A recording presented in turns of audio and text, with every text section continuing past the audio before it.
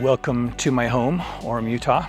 If you look at the far corner of town over there, you'll see Utah Valley University, where earlier this week Charlie Kirk was assassinated. This is not our proudest moment. And like lots of you, I've been thinking about this a lot. I've been thinking about these things for a long time. And I'd like to touch on 5 points, 5 important lessons that we can reflect on in this moment and consider, because reflecting on new ideas is the only way we're going to improve and advance.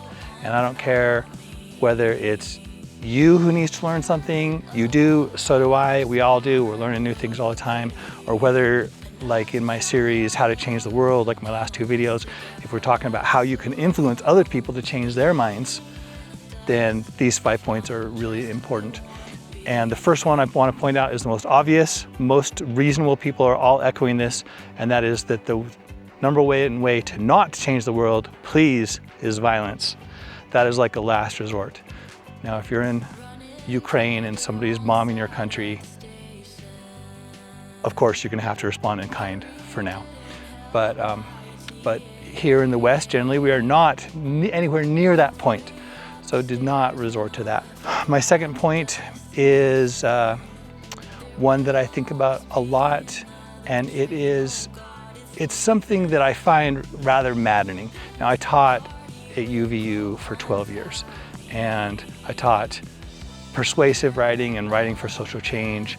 And one of the key things I urged and taught and tried to guide my students to do was to find the nuance in things and not oversimplify.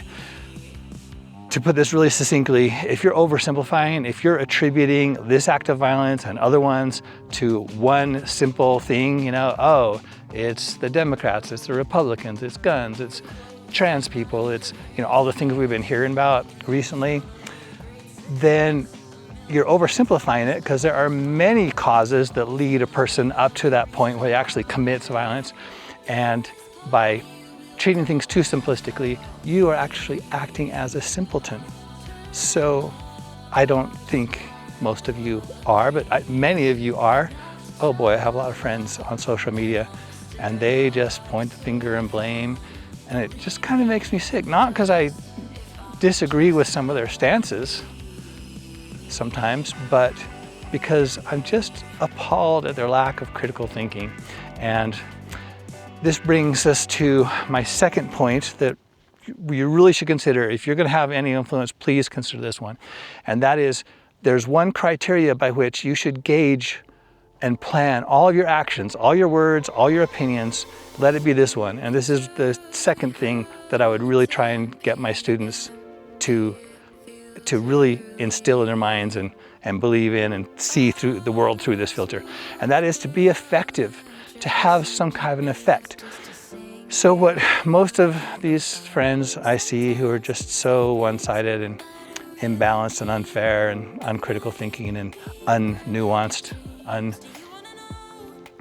uncomplex, one thing they do is they just vilify. They point their finger and say, they look at the other side and say, you're bad, you did this, stop doing this, and if you would stop doing this, then the world would be a better place. Well, in many cases, they're right. They're absolutely right, 100%.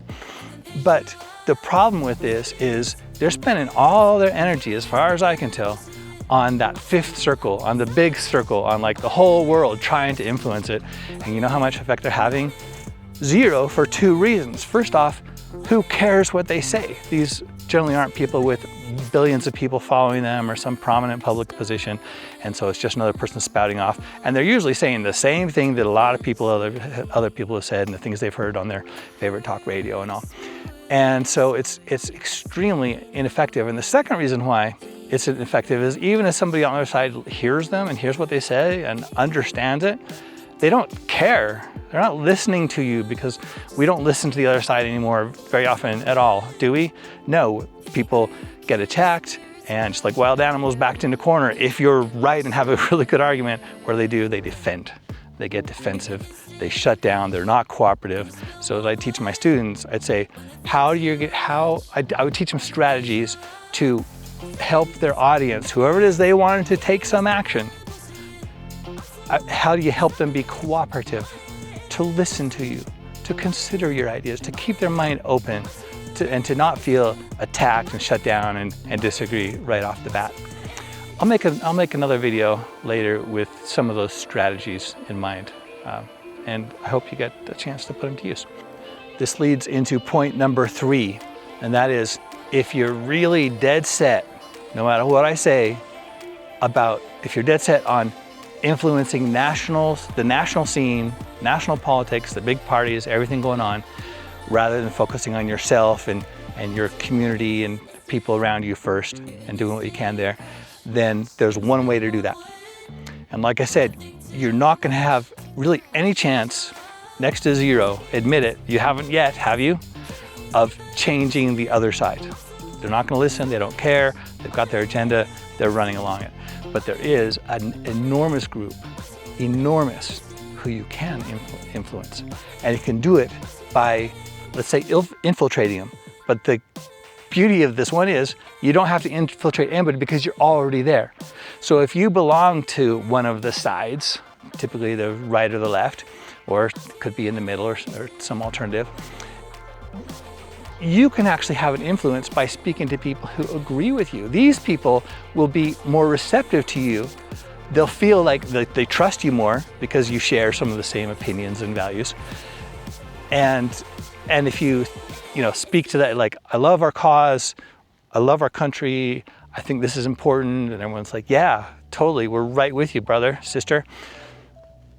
And then you say, but there's this one thing that bothers me, it concerns me, I don't like it, I think we can do it better. Can you imagine that some of these people, anybody reasonable, anybody who it's even possible to reach and influence, they'll probably be open-minded to you. They'll probably say, oh, that's interesting, yeah, I agree with you. But they're probably used to just letting it go because they're not in charge. But if you get a bunch of like-minded people together on these things, you rise up from within your party, within your cause, and you say, hey, can we make this adjustment? People will eventually be forced to listen to you. Otherwise, you're gonna vote in new leaders and stuff like that. And above all, that's what those politicians love, right? They want their power. And they've got to listen to you, the people, to some degree, if they want to stay in power. So that's what they value. Let me tell you a second way, though. There is also one more way. This is point number 4. I want to say it's ingenious. It should be so obvious. And after I say it, you'll agree. I think it's so obvious. But it's extremely effective. And it's the only way you as a single individual can influence the other side, or both sides on the big national level. And that is to join forces with big effective organizations who are already doing it. I'm going to recommend one to you. One which I admit I don't know a ton about it yet, but what I do know, it's super solid logic. Both parties on both sides will largely agree with it and champion it. So it's not a partisan organization. It's called Represent Us. These are people, like, I studied political science back in college for my bachelor's. It was one of my 6 minors. And I did a Washington, D.C. internship. So I've been paying attention to these things for a very long time. And many of the causes, like term limits and getting money out of government, like, we shouldn't let Congress people buy individual stocks because they're doing all this, they're doing insider trading. This has been in the news multiple times recently, and it corrupts them. It gets people into politics for the wrong reason, because then they get stinking rich, filthy rich in a few years, rather than having to work and slave their whole lives for it like the rest of it. So support people who are doing a good job, people with connections, with power, and this group represented us.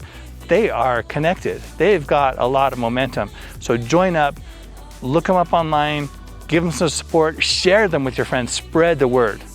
Like, that is a way collectively we can have an influence.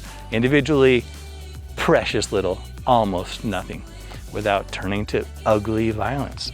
And I suspect that's why this happens, because people get so frustrated that they can't have an effect.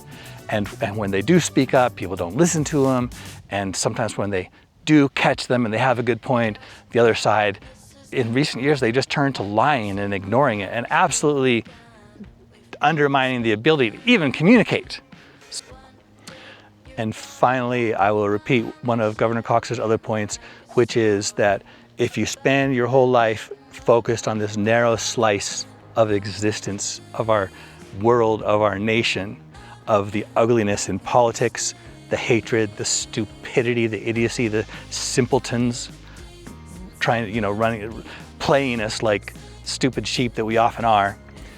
If you focus on that, the world is ugly and our nation is in trouble. But if you broaden your view a little bit,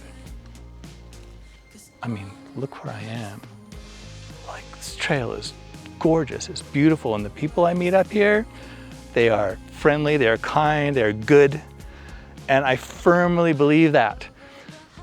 I figured that out back when I, getting my political science minor. One of the big questions I learned between like Democrat and Republican ideology is that whether or not you believe people are inherently good. This is interesting. Let me show you a few points of this. If people are inherently good, do you need a large military? No, because people would be basically good. If you think people are inherently evil, do you need a military? Yeah, because people are going to be corrupt and try and grab power, and so we need to prepare for that and protect ourselves, protect our interests. If people are inherently good, is it okay to have social programs that lift people up and help them when they're down? Yeah. So again, that's the Democratic view, and the Republican view is like, no, people are inherently evil and sneaky and they will abuse those programs. And they do, of course they do, to some degree. And also, they help a lot of people. They help lift people out of the deep trouble they're in. So there's just two of the examples of this big question, and I wrestled with that for a while. Are people inherently good or evil? And I finally landed on the obvious answer, and I believe this with all my heart and mind. And it's two-part. It's a nuanced, just like I said in the beginning with point number one, and that is, at your core, you and pretty much everybody else in this whole world is inherently good. Our brains are wired to reward us to be pro-social. And that is the ultimate expression of existence, is to love, to see other people, see the good in them, and help them to flourish. Please do some of that wherever you can find a place. Dare to speak up and build people up. However, the other part of this nuanced answer is that people are also, we've got other things built into our biology, and that is self-preservation and, wanting, mine. Think of children. They have this in spades, many children. And some of us never grow out of it. A lot of us have this trauma deep down. I think that's really the base of most of our problems, is this trauma we need to heal. I don't have a lot of hope for success if we don't learn to address that better. So piled atop that goodness is all that selfishness, stupidity, simpletonness, and evil. The answer is we're both. We are good and evil. So if you want to be practical, you might think, well, we better count on people being evil. Sure, yeah, you'd better. But if you want to rise above what we are and create a better world than that, then you better also believe in the good in people. And you can have both. You don't have to buy into your political party's ideology on every single stance. If you trust your leaders, you're naive.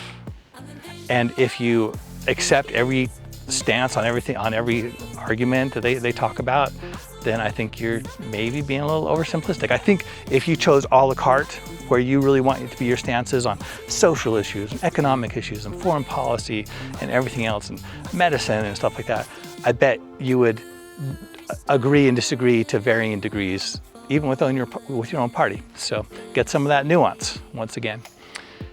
And then finally, the point 5, as I was making, don't spend your whole life on politics. Don't let this become your identity. Oh my gosh, there's so much better in you. So much beauty and goodness and passions and talents.